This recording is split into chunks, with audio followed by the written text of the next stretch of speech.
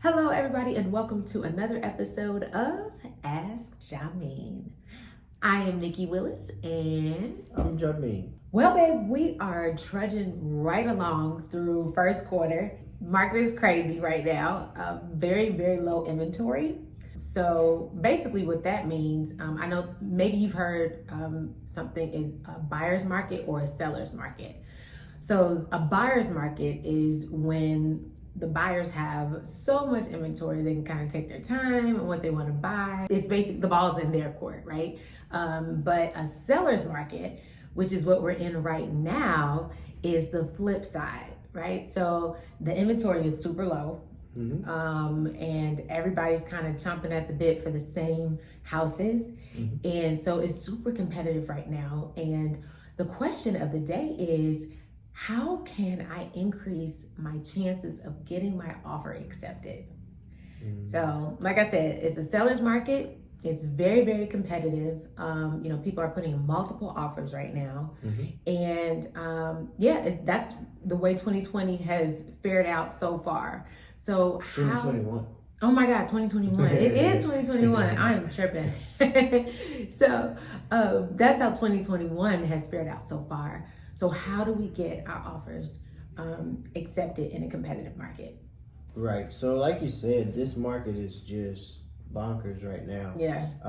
It's really unique because people are still moving to Las Vegas. People are still moving, period, in droves. Yes. A lot of our clients, we have a lot of people inquiring, a lot of clients that we're working with moving from California, from Atlanta, from Washington, from Minneapolis, cold places. And so people are still having the need, but then there's not a lot of supply. So inventory is still very low. The competition is very high right now. So some of the things that you can do, we'll kind of break it down into two segments. So some of the things you can do on the buying side, and then we're going to talk about some of the things that you can do if you're renting a house. Good. Because some people are relocating here and they want to buy. Some people are relocating here and they want to rent. So we'll talk about both and how to kind of increase your probability and chances of getting your offer accepted. All right. Awesome. So on the buying side, the first thing that you want to do, and you should have this if you're buying a house, period, is have your pre-approval letter in hand, or your proof of funds in hand. So if you're paying cash, get your proof of funds letter from your bank, or get your bank statement and have that ready. If you're getting financing, have your pre-approval already, saved in the PDF, ready to go. And so have that already done so you don't be fumbling, you don't be waiting for a pre-approval letter, you wait for your loan officer to email it to you. Already have it in hand.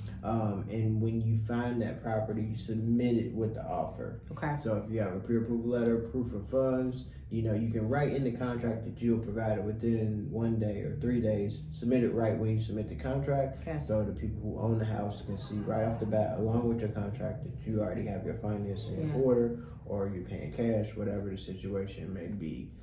That's the first thing that you want to do, and you really should do that in any market. But in this market, it's just you're not really serious about buying a house if you don't do it right now, because you're going to be losing out on a lot of properties. Yeah.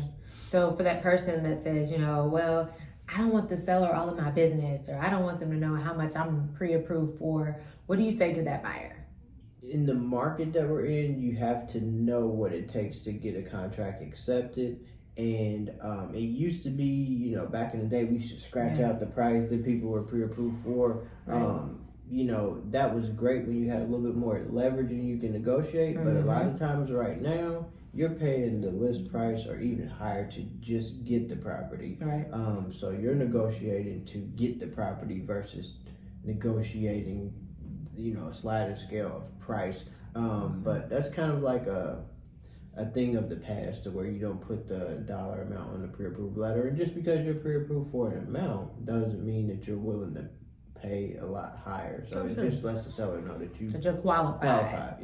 Lets the seller know that you're qualified. So you would rather let the seller know that you're qualified than leave it to chance, and they may say, I don't know about just borrow if they're qualified or ready to go. Exactly. And like you're saying, the key is to get that offer accepted. Yeah. So take the ego out. We are in negotiations, right? So that's good stuff. What's another point? The second thing that I recommend that you do in this market is remove as many contingencies out of the contract as possible. And for those who don't know what a contingency is, basically in layman terms, is something that can get you out of the contract. Okay. So a contingency is financing. So if you don't get financing within a specific period of time or the specific terms that you put, that's something that can get you out of the contract. You have an appraisal contingency, so if the property doesn't appraise, you can get out of the contract. Yep. You have an inspection contingency, so if you find something wrong or something that you don't like with the condition of the house, you can get out of the contract. So in this market, the more contingencies that you put in the contract, it makes it less competitive getting your offer accepted. So you want to remove as many contingencies as possible out of the contract. So I know it sounds like, oh my gosh, remove a contingency, but in this market, you got to know what you're competing against. So a lot of people are saying, I'm buying the house as is, no inspection, but I want a home warranty, or I'm buying a house as is, no inspection contingency, and they're making sure they're buying the house that's updated. That's good stuff. I think too, this is a good time to say, make sure you get a realtor that knows what they're doing. Okay, this is the part that where negotiations are key. When you're talking about removing contingencies, that realtor really needs to know, what's going on with the house. They need to be knowledgeable about what you can take as well. Oh, yeah, for sure. So that's good stuff. Any other advice for the buyer? Yeah, for sure. So one of the things that a lot of people don't think about is, right now you have to be creative to get your contract accepted. And one of the creative things that you can do is, there's a certain amount of things that no matter what price a person offers for a house, that the seller pays for. No matter who buys the house, it's a seller expense. Okay. The seller have to pay for. So you can actually offer to pay these expenses that are normally a seller expense, like the transfer fee. Okay. The transfer fee is something that you could offer to pay that the seller doesn't have to pay, that makes your contract be more a lot more attractive. Look a lot more attractive, and it helps numbers wise on the seller. It helps the seller net a little bit more. Another reason that you can do this is you don't have to put that amount on top of the list price, and we're going to talk about that here soon. So it's not an expense that goes on top of the sales price or the list price, or something that you pay for that people don't think about. They just think about buyers' costs, like closing costs, home warranty, things like that. But things like the transfer fee and also a home warranty. If you want a home warranty, I definitely recommend that you get a home warranty, especially if you're removing an inspection contingency. But offer to pay for it yourself. So it's like, would you lose buying a house over $400, $500? Yeah. Probably not. Yeah. So transfer fee, home warranty, those are things that you can offer to pay for that the seller normally pays for in a contract, to make your contract more competitive. That's good stuff. Yeah. Another thing is, this is kind of a no-brainer, but I kind of want to put the spin on it, or the caveat to it. Okay. So everybody wants to negotiate. Nobody wants to pay the exact price for everything. So right now, with our market being so tight, low inventory, super competitive, a lot of people are bidding over the list price, way over the list price to get properties. Yes. So here's the thing that you can do.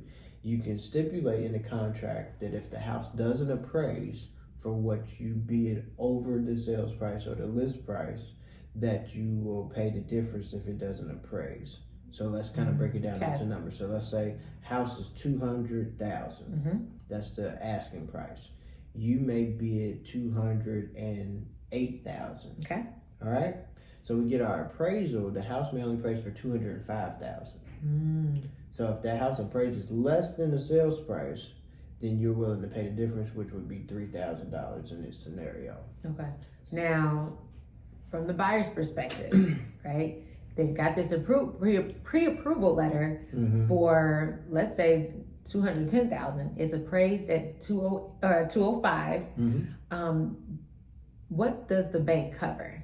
The bank is only going to cover what the house appraises for. Okay. So they will only lend up to that appraisal amount. Anything over that is stuff that you'll have to pay, or in a not so tight market that you would go back and renegotiate the price with the seller. And that's not to say that you can't still go back and renegotiate the price with the seller if the appraisal is low. Okay. But from the start, you can make your contract more attractive by saying, hey, not only am I willing to pay higher than the list price, but if it doesn't appraise, I will pay the difference if it's possible. Okay. That's just one of the things you can do if it's possible. It depends on your particular situation. Right. But if you have the means to do that, that can make your contract a lot more competitive. That's good. That's good. So, so just to reiterate, the bank will only fund what the property is appraised for. So you will have to come up with the difference on your own, from your own resources. Okay. That's good stuff. So, any other things on the buying side? I think that's it. I mean, just if you see something that you like and you think that you can work with it, you can see yourself in there. If you don't have a major, alarm or something going off saying, hey, don't buy this house. Yes. It's kind of like, why not write an offer on it versus should I write an offer on it? Because if you mull it over, think about it too long, it's most likely going to be gone on the buying side. Something a little bit higher price stays on the market a little bit longer, but you got a lot of people coming from all over the United States where the prices are a lot higher. So our prices are a deal compared to California, New York, certain other places. So true. Yeah. So that's pretty much it on the buying side. So that's the buying side. Let's go over to the renting side. Let's talk about leasing a property. So how can I get my application to a higher chance of being accepted? Yeah, on the renting side, if you're renting a house or renting a condo, as far as your application, is super competitive also on the renting side. Yeah. One of the major things that you can do on the rental side is when you submit an application is to submit a complete application. So what do I mean by a complete application? So you submit your application, whether it's online or it's a paper application, but along with the application, you have a copy of your driver's license already printed out or saved on your computer or your phone as a PDF and ready to go. Whatever proof of income that you have, whether it's an offer letter from your company if you're relocating, get that offer letter from your company, have that ready to go. If you have check stubs, get your past 2 months check stubs printed out or saved as a PDF. And then if you have pay stubs, get a month's worth of pay stubs already ready to go. So you submit a complete application so they're not waiting on other pieces of the application. So while they're waiting on you to turn in a complete application, they could be getting other applications. Yes, so true. Yep, that's the big thing there, is submit a complete application. Okay, submit a complete application. What else? I know it kind of sounds kind of a little kooky, but a lot of times you want to consider is right now we can put up to 50 photos of a property online or on MLS. Yes, we can. And things that we do virtual tours for people so you can see the video. A lot of times, our clients are having to submit an application before they physically see the property. Okay, so sight unseen. Yeah, so you can look at room sizes, you can look at schools, you can look at the zip code, the area where the property is, pictures, video, all online. You sure can. So a lot of times, especially if you're relocating and you have a drop dead day where you have to be wherever you're at and start work or something, sometimes you may have to submit an application before you physically see it. Now, you can always physically come see it before you put the deposit down or before you sign the lease. But if you see something again that you can work with, that you like, you can work with, you might have to submit an application before physically seeing it. Okay. All right. Good stuff. What else to make sure that we have the highest probability of getting an application accepted? One of the things that we do is we recommend and we tell people to look at the new listings. So right now, if a property's been on the market for a week or longer, it's probably got multiple an application on it or multiple applications on it as possible. So focus on the new listings, the stuff that just came on the market today. Okay. Most of the time, I'm looking at stuff that's been on the market for like 3 days or less. Okay. So focus on new listings. So if it's been on the market for 14 days, that company's admin is probably just not put it in the computer as a pending lease, or they already have an application on it, they just haven't done it yet, or they have applications in there waiting on something. So focus on the new listings. Okay. So that's really important too, because you really don't, these applications cost money. So you don't want to waste your money, being 5th, 6th, sometimes 12th in line. And you've put, $75 application or $50 per person application. You want to save your money. So finding these new listings will really help you save money. For sure. So that's what I really focus on when I'm looking for properties for clients. I'm looking at the new listings. So it just came on the market. It's been on the market for 3 days or less. Okay. So the last thing is, you want to find out, call, email, or shoot a text to either that listing agent or have your agent find out. Ask them if they have any current applications, because that way right off the bat, before you submit all your stuff and pay your money, if they already have an application or not. So usually so you won't waste your time. You waste your time and your money, because some of these companies they process multiple applications. They take multiple applications in, and at least so that you can make a decision. Do I want to go ahead and submit an application even though they have one already or not? So you want to check on the status. Make sure that property is still available, because a lot of times it may just be an admin that's not changed it in the computer yet. It's pending or leased out already. And then ask them if they have any current applications on it now. That's a big thing. So good. All right, guys. So again, these were 2, one for the buyer and then one for if you're going to lease or rent a property, ways that you can get your offer accepted, or a higher chance of being accepted, and ways that you can have your application having a higher acceptance rate as well. So I hope you guys really enjoyed this one. If you did, let us know. If you got more questions or comments about this episode, definitely let us know in the comments below. We also have, I know we've got some renters out there and some people that want to lease properties.